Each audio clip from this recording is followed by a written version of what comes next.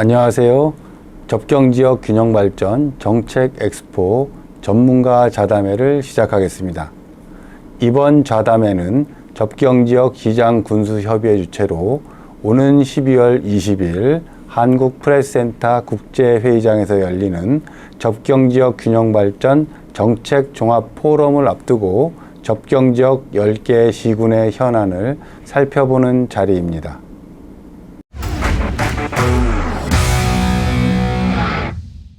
좌담회 주제는 서해 최북단 주민들의 수건사업인 백령공항 건설 사업의 예타 선정에 따른 향후 발전적 방향입니다. 최근 백령공항이 세 번째 도전 끝에 예비 타당성 조사 대상에 선정됐습니다. 2027년 개항을 목표로 추진 중인 백령공항 사업이 첫 관문을 통과했다는 의미입니다.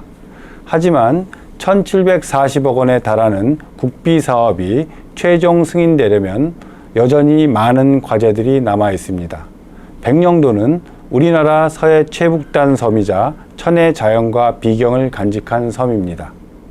백령공항은 접경지역 섬 주민의 정주여건 향상과 지역 균형 발전, 국내외 관광객 유치 등을 위해 필요한 사업입니다.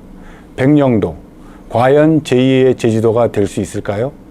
오늘 모신 전문가들의 심도 깊은 의견을 들어보겠습니다.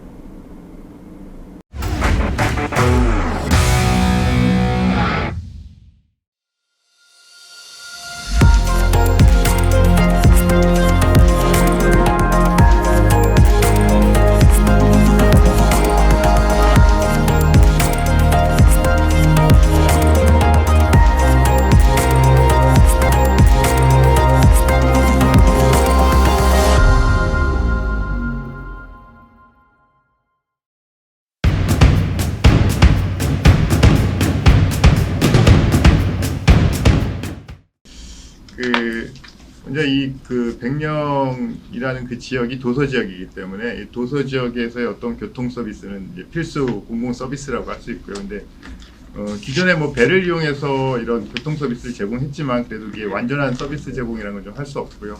그래서 여러 가지 한계가 좀 있었죠. 그래서 백령도 같은 경우에는 저희가 유출입 통행량을 봤을 때 한 40만 정도 된다 그러더라고요. 2019년 기준으로 해서. 그 중에 한 거주 인구가 한 30%고 나머지는 이제 관광 및 방문객이 70%니까 아마 이런 수준으로 본다면 아마 관광객들이나 방문객이 점점점 늘 텐데 이런 방문객을 수용할 수 있는 교통 서비스는 필수적인 것 같습니다.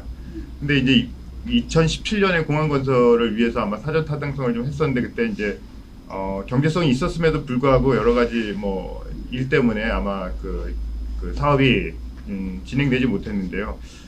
공항 건설이라는 것은 어쨌든 공항 건설을 통해서 교통 서비스를 제공한다고 보고요. 거기서 이제 그 공항을 건설하는데 왜 필요하냐 그랬을 때 경제적 편익이 있냐 없냐를 따지는데 그 경제적 편익이라는 게 사실 어떤 돈을 번다 그런 개념보다도 이제 이용자들의 접근성 개선이라든지 이제 편리성 증진이 목적이라고 보고요. 이거는 공항의 수익과는 좀 별개의 문제라고 보시면 될 것 같습니다.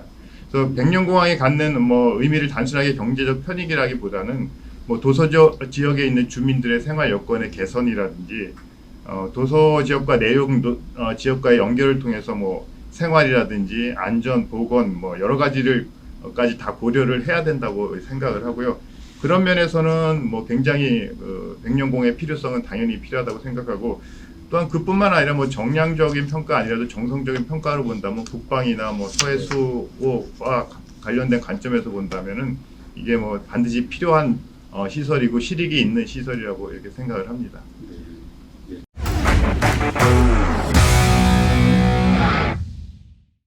교수님께서 말씀은 잘 해주셨는데요. 어쨌든 주민이 한 5천여 명이 지금 살고 있고요. 그 다음에 군이 한 5천여 명이 있고요. 그 다음에 군만 있는 게 아니라 해양 경찰의 전진기지가 있는 부분에서 그분들이 자유롭게 이용할 수 있는 그런 공항이 우선 공공 서비스로서 반드시 필요하다 이런 측면이고요. 공항이 생기면은 일단 국내 항공 공항들과 항공 노선이 생기는 측면에서 국내 관광객들에게 차별화된 서비스가 가능할 거고요. 그리고 반드시 국내 항공 노선뿐만 아니라 여기는 이제 중국과 가까우니까 중국의 이제 수도권이나 상해나 산동성의 여러 주요 공항들하고도 특히 중국인들이 동부 연안 지역에 섬이 없습니다. 그들이 섬을 보는 것은 상당한 희망적인 부분이고 그러한 욕구를 충족시킬 수 있고요.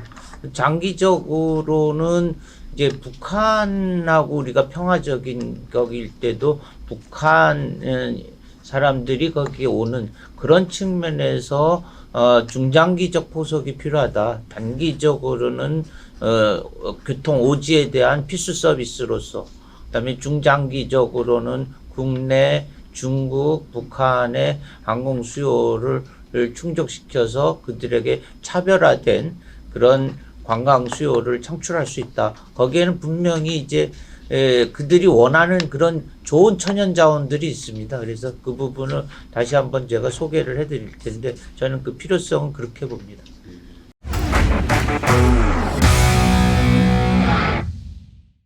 조금 더 이제 강조를 하자면 이 백령도가 천혜의 자원을 가진 관광지지만 사실 그동안은 이 수도권의 수요 정도를 수용할 수밖에 없었거든요. 이게 왜냐하면 배로 가는 시간이 있기 때문에 이 남쪽 지방에 있는 국민들은 이 아침배를 타기 위해서는 이 수도권에 와서 또 하루를 또 유의해야 되는 그런 문제가 있었는데 이제 이게 공항이 생기게 되면 이 전국이 이제 관광 권역으로 들어오기 때문에 그 백령도가 관광지로서의 어떤 그 역할을 좀 더 잘할 수 있게 되는 거죠. 그리고 특히 이제 우리 국민들 입장에서 이 백령도라는 데를 가보고 싶어도 사실 못 가보는 국민들이 많았는데 이분들에게 이제 백령도에 대한 어떤 소개도 되고 또 백령도가 가지고 있는 그 안보 관광지로서의 중요성도 있습니다. 그런 부분에서도 이 앞으로 이제 자라는 학생들이라든가 이런 부분에 대해서 이제 서비스할 수 있는 부분들이 있는 거죠. 그런 게 하나 있고 또 하나는 이 백령도는 이 큰 노력을 들이지 않고도 많은 관광객을 유입시킬 수 있는 여러 가지 자원들이 많습니다. 뭐 우리가 잘 알고 있는 뭐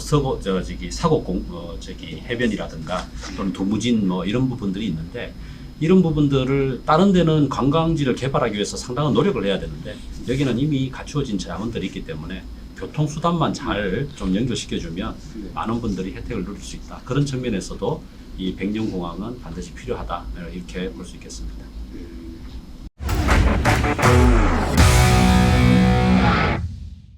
실질적으로 보면 우리 그 최부상님 같은 경우가 뭐 고향이 백령도라고 네. 하셨는데 그 어떻습니까? 주민들 그쪽 뭐 만나고 했을 텐데. 주민들은 뭐 대환영이죠. 그 과거에도 그 사곳의 사곳 모래 사변이 그 아주 딱딱한 모래라서 그 수송기가 뜨기도 했고 아주 특별한 경우에는 이제 헬기도 뜨긴 뜨는데 지금 풍랑이 많이 이렇게 일면은 지금 산초토거 선박이 다니는데도 불구하고 선박이 안 뜰 때도 많아요. 초고속 그리고 안개가 낀다든지 풍랑이라든지 그랬는데 그들에게도 적어도 일일 생활권을 좀 제공해 줘야 되잖아요. 그래서 항공기만 있으면 아침에 이제 떠서 왔다가 일 보고 들어갈 수도 있고 그런 서비스가 가능한 측면에서 대환영이고 또 원래가 역사적으로 단지 우리가 이제 분단된 그것만 생각하고 과거에도 백령도는 굉장히 알려진 관광지였거든요. 근데 그런 부분들이 다시 활성화되는 그런 거에 대한 기대도 또 큰 거죠. 그다음에 거기 아까 군 그런 분들도 또 그것도 역시 하나의 국민 아닙니까? 그들에 대한 서비스도 생각해야 되는 부분이 있는 것 같습니다.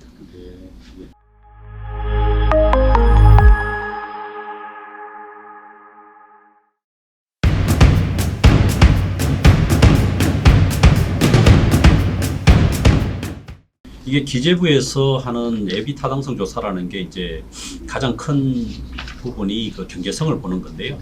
실제로 그동안에 두 번의 도전에서도 이제 좀 탈락했지만 그 당시에도 사실 경제성 자체가 없어서 탈락한 건 아니고 이제 다른 이유들 때문에 이제 그 탈락이 됐던 건데요. 이제 이게 이제 조사 대상에 들어갔기 때문에 그 국토부에서 시행했는 그 에빗 그 사전 타당성 조사 보고서를 보면 경제성이 굉장히 높게 나옵니다. 그래서 거기에 보면 이 공항 건설의 어떤 경제성을 따지는 부분에 있어서 지금 현재 추진되고 있는 그 울릉공항이나 또 저쪽 그 흑산도 공항보다도 훨씬 이 경제성이 높게 나오기 때문에 이 경제적인 부분만 가지고 이야기를 한다 그러면 이 예타 통과는 어렵지 않다 이렇게 보고 있고요. 다만 이제 다른 부분들 그 당시에 이제 그 기재부에서 예타로 선정하지 않을 때 사유들이 보면 이 수요 추정에 있어서의 좀 어떤 정확성이라든가 또는 그 백령도 내의 어떤 기반 시설들이 잘 되어 있느냐 뭐 이런 부분들에 대한 그가 이유였기 때문에 그런 부분에 대한 우리가 논리를 개발하고 또 그런 부분에 대한 준비를 좀 하면 예타 통과는 어렵지 않다 이렇게 생각하고 있습니다.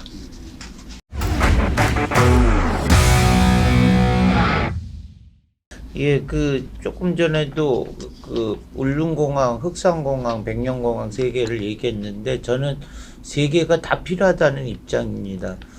각각이 동해안, 서해안 또 남해안의 주요 거점은 공항으로서 우리의 영토적인 방어와 확장의 의미가 있는 거고요. 그런 면에서 울릉공항은 한 6천억 원 좀 들고요. 그 다음에 흑산공항은 당초 한 2천억 원을 예상했지만 아마 제가 보기에 한 3천억까지 들 것 같습니다. 근데 백령도 이 공항은 지금 1,740억 정도밖에 추정 안 하는 이유가 원래 이게 1950년대 후반에 백령도에 피난민들이 한 2, 3만 명이 거기에 몰렸었습니다. 그래서 그들의 생활 그것들을 공급해주고 이런 목적에서 이제 간척 사업이 시작됐고요. 그래서 50년대, 60년대까지 간척 사업이 됐고 농지들은 이제 일반 그 주민들에게 분할이 됐고요. 지금 공항으로 하려는 부지들은 옹진군 소유의 부지입니다. 그러니까 굳이 이거를 매립하거나 다시 또 이거를 보상하거나 이런 문제가 없기 때문에 투입 비용이 적게 듭니다. 그 대신 아까 여러 가지 천연 자원들, 그다음에 역사 문화 자원들, 그다음에 이제 그 관광 수요들 끄는 면에서는 편익은 훨씬 나올 수 있기 때문에 편익적 면에서는 크게 문제가 안 돼서 지금 대한민국의 이제 국력이 최근에 계속 상승된 측면에서는 이 정도는 얼마든지 이거를 꾸려 나갈 수 있고 굳이 국비 측면에서 지방 정부도 기꺼이 이 부분에 대한 관심이 있는 부분이기 때문에 함께 그다음에 아까 백령도의 관광 인프라가 좀 부족하지 않느냐 이런 말씀들도 하시는 것 같은데 그것은 공항이 확정되기만 하면은 이미 사실은 그걸 어떻게 개발하겠다는 거 아까 간척지 주변에도 간척을 하다 보니까 담수호도 생기고 그래서 여러 가지 추가적인 관광 수요를 관광 그 시설을 만들 수 있는 부지 또한 갖추고 있습니다. 천연자원법뿐만 아니라 그래서 그런 것은 걱정할 필요가 없겠다 이렇게 저는 생각합니다.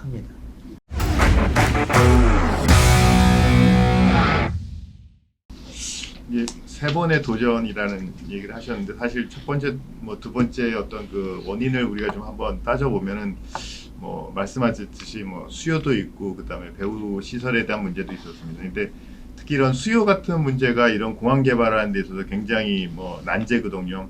너무 과한 수요를 예측했다 뭐 이런 식으로 해서 공항이 적자 공항이 될 것이라는 이유 때문에 사실 개발을 주저하고 있는데 사실 이번 백령공항도 그 수요 문제가 굉장히 이슈가 됐었습니다. 그래서 그 20년에 심의에서 탈락한 사유 중에 이게 좀 국토부에서 사전 타당성 한 수요가 너무 과수요다. 왜냐면 뭐 그 국토부 말고도 해수부에서도 똑같이 그 항만을 대상으로 중장기 계획에서 수요를 예측하는데 그 수요와는 너무 큰 차이를 보이기 때문에 이 수요가 과수요다라고 이렇게 해서 좀 수요에 대한 의심이 많이 있었는데 근데 그걸 저희가 뭐 한번 꼼꼼히 뭐 이번 그 도전을 하는 측면에서 꼼꼼히 다시 분석했을 때 어떤 그 관점의 차이지 수요의 어떤 추정이 잘못되지는 않았다라는 것이고요. 즉 해수부에서 추정한 것은 해상교통망을 가지고 수요의 어떤 증가율을 갖고선 계산을 했는데 그것도 이제 그 용기포항만 갖고 한 것이 아니라 전체 우리 국내 도서 지역에 있는 수요를 예측하고선 그거에 대한 수요를 증가를 하다 보니까 전체 수요는 크게 증가하지는 않거든요. 근데 백령 자체의 어떤 수요로만 보면 굉장히 증가폭이 크거든요. 그러니까 전체 수요를 예측하고 작은 수요에 할당하다 보니까 증가율이 포함되지 못했기 때문에 아마 그런 수요의 차이가 좀 나타난 것이고요. 근데 아마 이번에 어떤 도전했다는 것은 그런 수요에 대한 논리적 근거를 적절하게 제시했고 그것이 받아들여지지 않았나라고 생각을 하고요. 그 정도 수요라면 기존에 있는 국토부에서 했던 사전타당성 수요와 현재 재산정한 수요가 거의 비슷합니다. 결국 국토부 사전타당성도 경제성 분석이 2가 나왔다는 것은 비용보다 편익이 2배가 크다는 얘기거든요. 그러한 결과가 있기 때문에 아마도 기재부 본조사 가서도 유사하게 수요를 인정한다면 충분히 통과 가능성이 있다고 생각을 합니다. 네.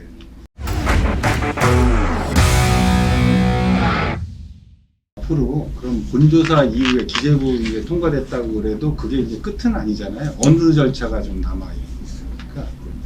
그 이제 그 기재부의 이제 예타가 통과되고 나면 이제 인천시를 중심으로 해서 옹진군과 인천시가 이제 그 배후지를 어떻게 개발할 것인지 또 우리가 그걸 개발하는 주 목적 중에 하나가 이제 관광객을 어떻게 우리가 유치할 것인가라기 때문에 관광객을 유치하기 위한 어떤 충분한 전략들을 구상하고 또 관광객을 우리가 잘 유치하려면 결국은 그 관광객들이 들어와서 쉬고 또 이 돈을 쓸 수 있는 인프라를 갖춰줘야 되니까 그런 어떤 관광 인프라를 어떻게 구축할 것인지 이제 그런 것들부터 우리가 전략을 좀 짜야 되고 또 더 중요한 것은 이 사실은 관광객들이 많이 오는 것이 좋은 점도 있지만 또 이 백령도나 그 주변 도서가 가지고 있는 어떤 그 관광 자원들이 훼손되는 문제도 생길 수 있거든요. 그래서 그런 것들을 어떻게 우리가 잘 보존하면서 관광객들한테 이것들을 보여줄 것인가 이런 좀 구체적인 전략을 수립하는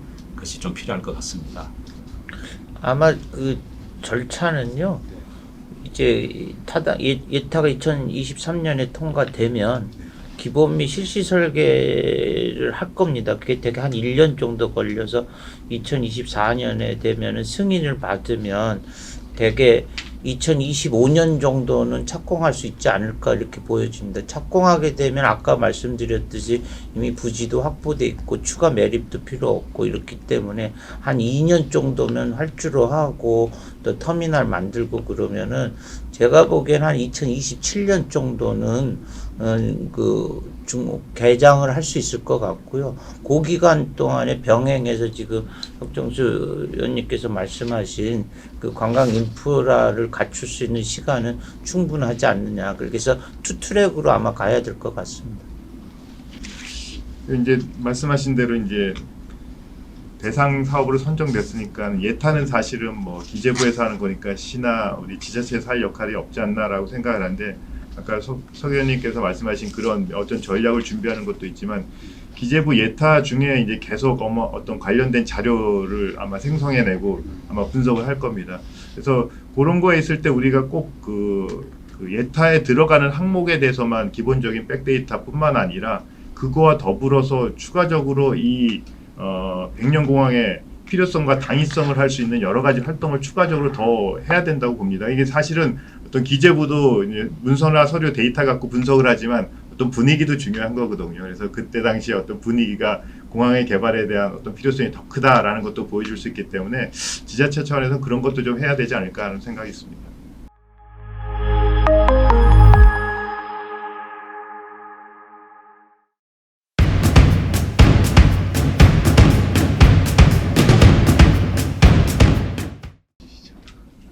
제주도는 원래 남해에서의 중심적 역할을 역사적으로 했고요. 백령도는 원래 역사적으로 이 환황해에서 주요 거점의 역할을 했습니다. 근데 지금 분단 이후에 그 역할을 잠시 못하고 있는 거니까 그것의 회복의 의미로서는 당연히 의미가 있고요. 지금 제2의 제주도를 할 수 있는 그런 자원을 갖고 있느냐는 부분인데 아까도 좀 나왔지만 천연 자원들 뭐 두무진이라든지 사자바위라든지 콩돌 해변이라든지 이런 부분들은 그 어디에서도 갖지 못한 걸 충분히 갖고 있습니다. 근데 이것만 있는 게 아니라 스토리텔링 할 수 있는 역사 관광 자원인데 여기 심청이 또 이제 인천교육청에서 내년에는 학생들을 대상으로 그 판소리 교육도 한대요. 그러면 그 친구들이 이제 관광객들이 오면은 그런 판소리 공연도 상시적으로 할 수 있는 체제도 교육감님하고 좀 얘기는 나눴습니다. 그다음에 원래 여기가 원나라의 유배지였다고 하지만 사실은 휴양지, 원나라 황실의 휴양지였다고가 맞는 것 같고요. 그런 어떤 스토리텔링 할 수 있는 부분이 중국 쪽 사람들을 끌어들일 때는 충분히 의미가 있다 이렇게 봅니다. 그다음에 문화예술 관광자원인데 사실은 한 10여 년 전에 이쪽에 레지던스 프로그램들을 시도를 했었습니다. 여러 가지 평화미술관이라든지 이런 것들을 해서 그 문화예술인들이 충분히 그것을 일본 나오시마를 지금 그때 당시 벤치마킹 했거든요. 그래서 그런 부분들이 가능하고 또 평화관광자원 또 백령도 주변의 먹거리들이 해삼, 멍게, 뭐 홍어 등 또 거기에 냉면이나 여러 가지 먹거리들이 많이 있습니다. 그래서 그런 것들은 걱정할 게 없는 것 같고요. 단지 제의가 되려면은 항공 노선을 충분히 놓을 수 있느냐 하는 부분인데 항공 노선은 수도권만이 아니라 어찌됐든 이제 인천공항이나 김포공항, 그 다음에 이제 청주공항, 대구, 부산, 그 다음에 이제 호남에서는 무안 이런 공항들과의 노선은 필수적으로 놓아지고 그러면 크게 다 뭐 한 1시간 거리면 들어가는 거고요.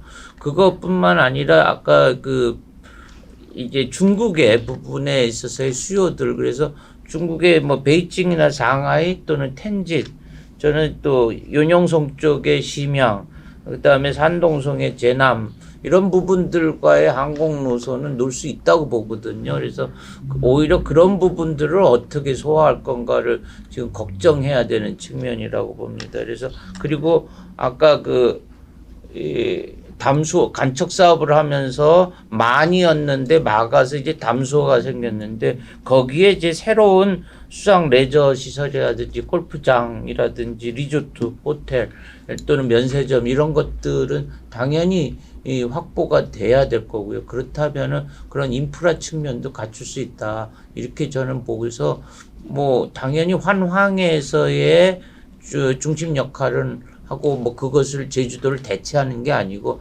울릉도는 동해에서의 역할이고 그래서 각각의 역할로서 중심적 역할을 해야 된다 이런 생각을 합니다.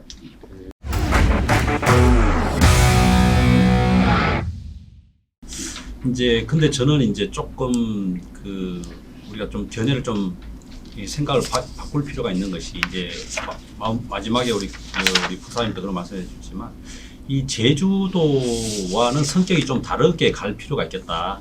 이제 제주도만큼 활성화가 될 것이냐라는 부분에서는 우리가 사실 장기적으로는 충분히 그럴 가능성은 있지만 지금 당장은 이제 여러 가지 제약 요소들이 있습니다. 이제 당장 뭐 접경 지역에 있기 때문에 사실은 통행이 그렇게 자유롭지는 않습니다. 항공교통이 들어가지만 야간 시간대에는 비행이 안 된다든가 그렇기 때문에 주간에만 이 비행이 된다 그러면 사실은 항공기로 실어날 수 있는 관광객이 많지가 않습니다. 뭐 외국에서도 온다, 중국에서도 온다 하지만 실제로 이게 주간 시간대에만 항공이 이게 운항되기 때문에 또 특히나 공항이 소형 공항이어서 50인승 비행기로 우리가 관광객을 실어나가면 우리가 생각하는 만큼 이게 많은 관광객을 한꺼번에 들어오지는 않는다. 그렇다 그러면 이 백령도가 관광지로서의 어떤 역할은 하겠지만 제주도처럼 이런 많은 관광객들이 한꺼번에 와서 할 수 있는 여건은 아직까지는 좀 부족할 수 있다. 물론 이제 장기적으로는 가능하지만 그렇다 그러면 이 한정된 관광객이 와서 이게 소비하고 관광을 하는 데 있어서 이제 우리가 생각하는 여러 가지 뭐 면세점이 됐던 레저 시설이 됐던 이런 게 이제 수요의 문제가 당장은 있을 수 있다. 제가 지금 말씀드리는 거는 필요 없다라는 뜻이 아니라 그거는 이제 중장기적으로 충분히 그렇게 방향을 잡아가지만 단기적으로는 그런 어떤 제주도형의 모형이 아니라 이 백령도가 가지고 있는 그런 어떤 자연 환경을 충분히 즐길 수 있는 그런 인프라를 만들어줘서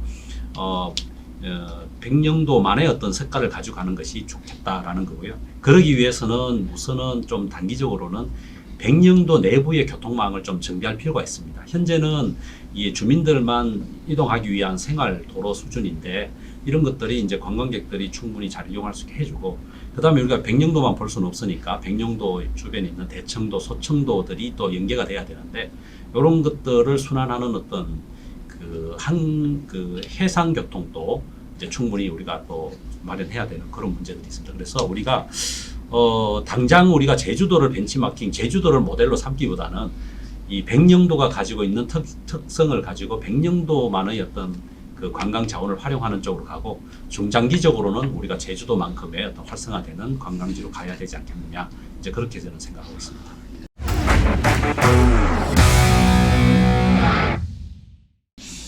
저는 이 제주도라고 한다면 사실 우리 내국인들이 한 번 가는 데 가지고 계속 휴가 때마다 가고 자주 가는 관광지지 않습니까? 그러니까 백년도는 저는 그런 걱정을 해요. 좀 규모는 사실 제주보다 작으니까 이게 과연 우리나라 사람들이 관광객들이 한 번 가고 일회성으로 끝날 관광지가 될 것인가? 그러니까 일회성 관광지보다는 재방문이 가능한 곳으로서의 백령도가 돼야 되지 않을까 생각을 하고요. 그러니까 그렇게 하다 보면 이 백령도가 관광지로서 어떤 특성을 가져야 하는가, 그게 좀 중요하다고 생각을 해요. 그래서 백령도가 갖고 있는 어떤 그 관광의 테마를 확실하게 살릴 필요가 있다고 생각하고요. 이게 단순한 방문형보다는 체류형으로서의 관광지가 돼야지 되지 않을까 생각을 하는데, 보통 체류형 관광지다 그러면 뭐 우리 남태평양이나 아시아의 어떤 그런 섬 같은 데 가서 오랫동안 관광도 하고서 즐기면서 지내는데, 백령도도 좀 가능하다면 계절적인 차이는 좀 있겠지만 적어도 체류할 수 있는 그런 좋은 리조트들이 들어온다면 관광객들도 한 번이 아닌 여러 번 재방문도 할 수 있고요. 그런 테마들을 계속해서 만들어내다 보면은 아마 제주도만큼 좋은 관광지가 되지 않을까 생각을 합니다.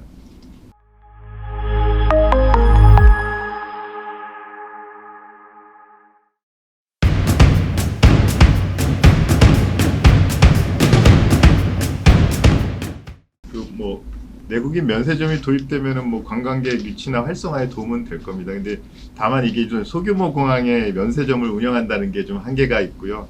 우리나라 같은 경우에 인천, 김포 대형 공항에만 면세점들이 있고, 이제 소규모 면세점은 청주나 이렇게 지방 공항 양양, 무안에인데 사실 활성화되지는 않거든요. 그리고 대상도 외국인 대상인데 결국 내국인 대상으로 하는 건 제주도뿐인데 제주도는 그만큼의 수요자가 있기 때문에 활성화되는데, 그런 면에서 사실 유치한다는 게 쉽지는 않을 것 같고요. 아무래도 관세법이나 아니면 면세점 사업자 선정 같은 게 쉽지는 않습니다. 그래서 그러면서 도입이 긍정적이라고 할 수는 없지만, 그래도 만약에 도입하려고 노력한다면 추진을 해야겠죠. 근데 다만 고려해야 될 것은 다른 타공항들하고의 어떤 형평성 문제도 있어서 정부에서 쉽게 선정하기는 어려울 것 같다고 생각을 합니다.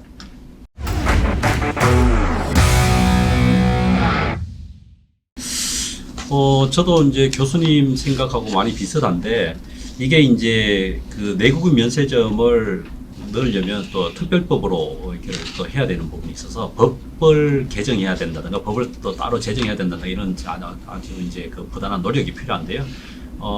어떤 그 관광객 유치라는 측면, 그 다음에 관광객들이 백령도에 와서 백령도에서 나는 어떤 특산품들을 구입할 수도 있지만 또 면세품을 또 구입하는 또 재미도 있어야 되니까 필요성은 충분히 있는데, 이제 앞에서 말씀하신 것처럼 이게 어차피 면세점이 이제 민간 사업자들이 이제 사업을 해야 되는데, 물론 인천시나 또 이런 데서 이제 공공에서도 할 수도 있지만 민간이 하든 공공이 하든 어쨌든 사업성이 나와야 되는데, 아까 말씀드린 것처럼 이 당분간은 관광객들이 막 폭증하고 이러진 않을 거니까 이제 이 수요 부분에서 그런 측면에서 보면 이제 장기적으로 우리는 좀 추진할 필요가 있겠다. 그래서 그런 측면이 있고, 또 하나는 이제 우리가 생각해야 되는 부분이 최근에 그 쇼핑 환경이 많이 바뀌는 것이 온라인 구매가 많이 늘고 있거든요. 특히 이런 해외의 직구 이런 것들이 많이 일어나기 때문에 사실상 해외 직구는 거의 면세에 가깝게 소량은 이제 그렇게 구입하는 상황에서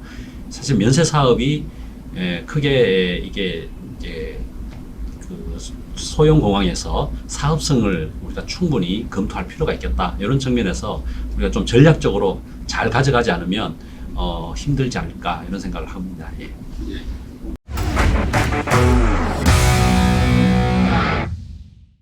여기가 백령도를 두 가지 측면에서 봐야 되는데요. 하나는 공항만, 지금 백령공항을 얘기하는데 백령항만하고 같이 얘기를 해야 됩니다. 어찌됐든 백령항도 중국하고 초쾌속 여객선을 놓는 거를 2013년도에 추진을 했었습니다. 특히 웨이하이하고 하려고 그랬고요. 그렇게 되면 용기포 항에 당연히 내국인 외국인이 구별이 없는 거기에 면세점이 필요했습니다. 그다음에 어쨌든 백령공항은 국내 공항이라는 것보다 그냥 국제 공항이 될 거라고 저는 보고요. 그들이 와서 사갈 수 있는, 그러니까 두 가지가 두 축으로 이루어질 거라고 봅니다. 근데 여기에 사례가 하나 있는 게 접경 지역에서 어떻게 이걸 볼 거냐는데 아주 똑같은 사례가 하나 있습니다. 타이완의 진먼다오, 금문도라고 우리한테는 알려져 있는데 거기하고는 한 200km 떨어져 있고 타이완하고는 바로 푸젠성 샤먼시에서 바로 옆에 접경돼 있습니다. 우리 백령도하고 장현하고 거리만큼 되는데 거기서는 어떻게 돼 있냐면은 항로는 30분 간격으로 하루 18차례가 해서 중국의 본토 사람들이 들어갑니다. 그래서 관광객이 바글바글 하고요. 또 공항이 있습니다. 공항이 있는데 지금 보니까 2018년도 데이터로는 한 250만 명이 항공기를 이용했습니다. 근데 본토하고는 없고 타이완에 한 5개 노선을 갖고 있습니다. 그래서 한 250만 명이 있는데 이렇게 해서 한쪽에서는 공항이 들어오고 한쪽에서는 항만이 왔다 갔다 하는 그곳에 면세점이 있습니다. 이름이 에버리치 면세점이 있는데 제가 가봤는데 그런 식으로 그런 것들이 당연히 있는 거고요. 그들이 왔을 때 그걸 활성화시켜주고 사실은 내외국인들이 활성화시키는 게 평화입니다. 평화는 그냥 군인들만 갖고 있는 게 아니라 거기에 내외국인들이 구별 없이 같이 있을 때 거기에는 폭격이 가능하지 않을 것이고요. 평화가 오는 겁니다. 그래서 특히 내년은 한중수교 30주년입니다. 가장 북한하고의 접경이라고만 보지 마시고 여긴 중국하고의 접경입니다. 그리고 전에는 중국인들이 여기 와서 물물 교환하고 그랬던 곳입니다. 1930년대, 40년대 일제시대에도. 그런 거가 그대로 녹아져 있는 곳이라서 이런 거에 대해서 좀 그냥 일반적인 지역으로 보는 시각보다는 좀 전향적으로 보는 시각으로 면세점은 그냥 당연히 소박하게 들어오는 거다. 이런 관점으로 보시면 되고요. 거기 왔던 사람들이 뭐 여러 가지 사갈 수도 있고 할 수도 있고 토속품도 사갈 수 있는. 근데 그것을 꼭 세금을 좀 저렴하게 해주고 외국인들은 면세점을 해주고 그렇게 되는 그러한 교환의 장소로 활용하면 좋겠다 이런 생각입니다.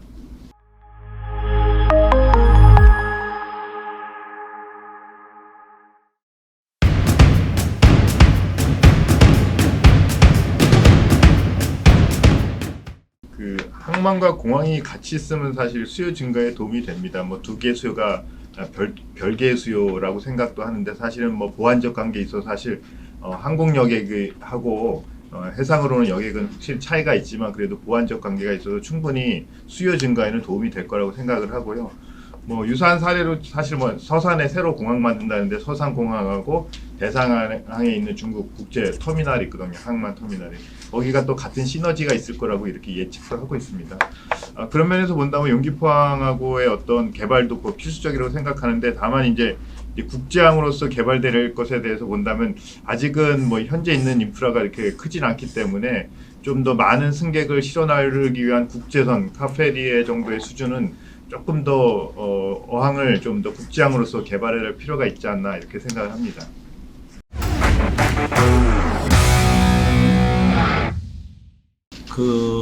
어차피 이게 관광지가 활성화되기 위해서는 이 접근 교통수단이 다양화되어야 됩니다. 지금까지 우리가 배 선박 하나밖에 없기 때문에 백령도가 이제 한계가 있었는데 그래서 우리가 비행기가 필요하다라고 해서 공항을 건설하는 건데 공항이 있다고 해서 배가 전혀 필요 없는 건 아니거든요. 왜냐하면 사실은 이제 배하고 이 비행기는 성격이 다르기 때문에 또 비용도 다르고 그래서 선박을 이용할 수요가 있고 또 항공기를 이용할 수요가 있고 또 같은 관광객이어도 그래서 들어올 때는 비행기를 타고 나갈 때는 배를 탄다든가 또 반대를 한다든가 이런 경우도 많기 때문에 당연히 해상 교통에 대한 편리성도 이제 높여줘야 되고요.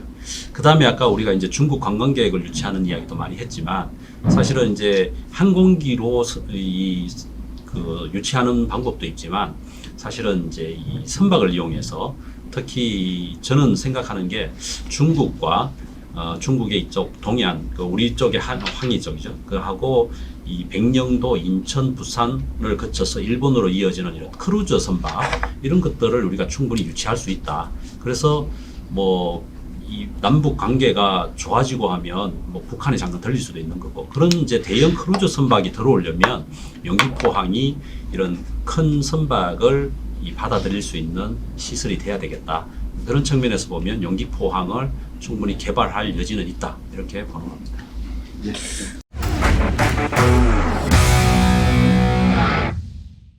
그 영포항은 이제 지금 갖고 있는 미완의 과제가 있습니다. 이미 중국하고 그 정상회담에서 항로를 놓는 거에 대해서는 기본적 합의는 있었다 이렇게 알고 계시면 될 것 같고요. 그런데 이제 남북 해운 회담에서 이거를 좀 지금 평화적인 측면에서 좀 유보하자는 게 중국 측의 요구 사항이었고요. 그때 당시에 용기포항하고 추진했던 게 이제 웨이하이시에 있는 룽행항인데 조금 작은 항만입니다. 그래서 지금 그 이후에 계속 옹진군에서 논의했던 거는 웨이하이항 쪽을 얘기를 하고 또 계속 협의를 했습니다만 아직 그 지금 완료를 못한 거죠. 그래서 이렇게 보시면 될 것 같습니다. 지금 현재 인천에서 백령도 가는 그 선박은 아침에 이제 두 선박이 출발하고 오후에 하나 출발하고 그래서 하나는 한 2,000톤급 함원이 올라오고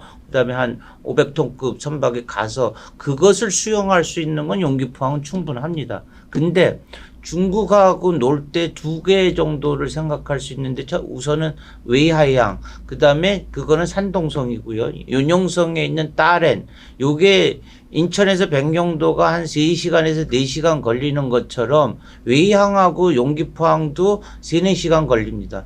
따렌도 한 3, 4시간 걸립니다. 그러면 어떤 상황이 되냐면 인천에서 이제 서로 연락해서 무슨 보따리들을 갖고 갑니다. 뭐 샘플이나 이런 거를. 그러면 출발해서 거기 가서 점심 때 만나는 겁니다. 그래서 주고받고 그리고선 각자 배 타고 돌아가는 겁니다. 그럼 각자 저녁 때는 집에 가서 뭐 같이 가족들과 식사를 할 수 있는 거죠. 그런 측면에서 웨이하이에서 오는 선박을 수용하고 또 따렌에서 오는 선박을 수용하기에는 지금 3,000톤급이 접안할 수 있는 한 2개 선석 정도가 추가돼야 됩니다. 그리고 용기포항의 일부 배후 물류단지를 지금 이제 조성하다가 중단돼 있습니다.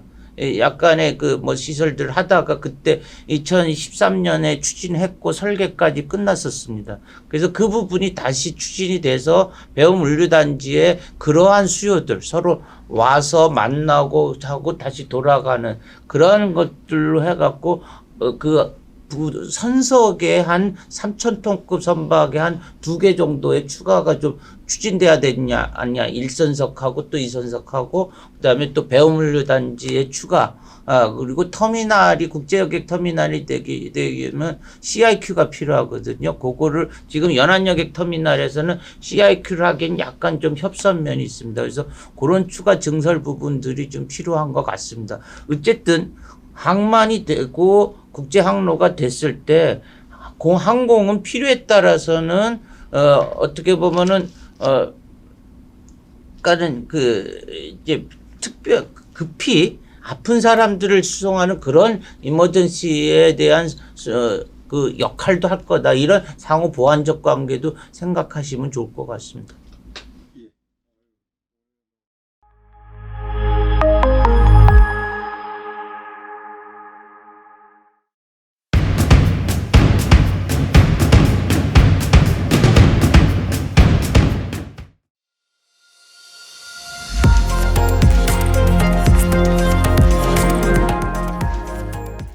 네, 백령공항이 뭐 2번째 만에 드디어 예타 대상 사업으로 선정되었는데요. 이 예타 대상 사업 선정이라는 것은 이제 시작에 불과합니다. 앞으로 뭐 해 나가야 될 일이 더 많고요. 이를 위해서 준비할 일도 많을 것 같습니다. 다만 희망적인 것은 지금까지 쭉 연구하고 봐왔던 대로라면은 충분히 예타를 통과하고 공항이 잘 개발될 것 같습니다. 백령공항이 개발된다면 서해안에서의 어떤 주요한 관광 거점이 될 것이라고 생각하고요. 앞으로 이 관광 거점을 중심으로 해서 남북한 평화의 어떤 계기가 됐으면 하는 바람이고요. 더 나아가서는 국제화돼서 중국까지 왔다 갔다 할 수 있는 그러한 거점 도서로 됐으면 하는 마음입니다.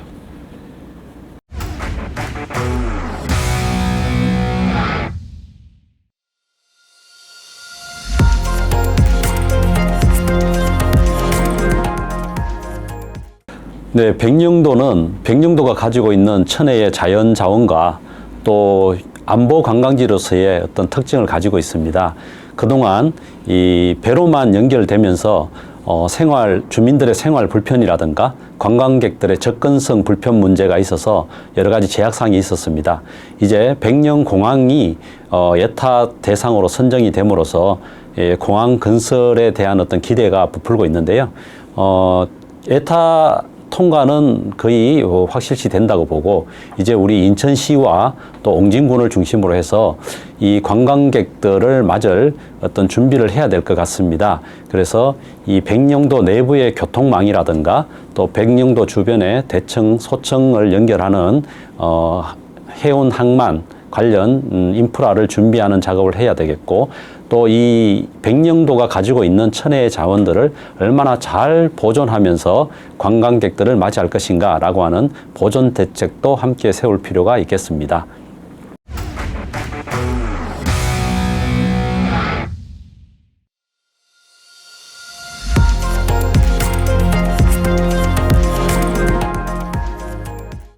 예, 백령도는 원래 환황의 중심이었습니다. 지금은 이제 북한과의 최적경에 있고요. 그 다음에 또한 중국하고도 최전선에 있습니다. 그런 백령도가 이제 평화가 와야 될 것 같습니다. 평화의 도시로 거듭나야 될 것 같습니다. 이제 기획재정부가 예타로 선정해 줬고요. 예타를 통과시켜 준다면 백령도가 평화의 섬으로 거듭나는 그런 기회가 될 것 같습니다. 예타에서 충분히 통과시켜 준다면 그것이 계기가 돼서 여러 가지 관광에 대한 인프라를 준비는 충분히 될 것 같습니다. 또한 한편 그것이 또한 기회가 돼서 백령도하고 중국하고의 항로 개설에서도 큰 도움이 될 것 같습니다. 그런 측면에서 이 백령도 공항의 예타가 조속히 통과되기를 저는 기원합니다.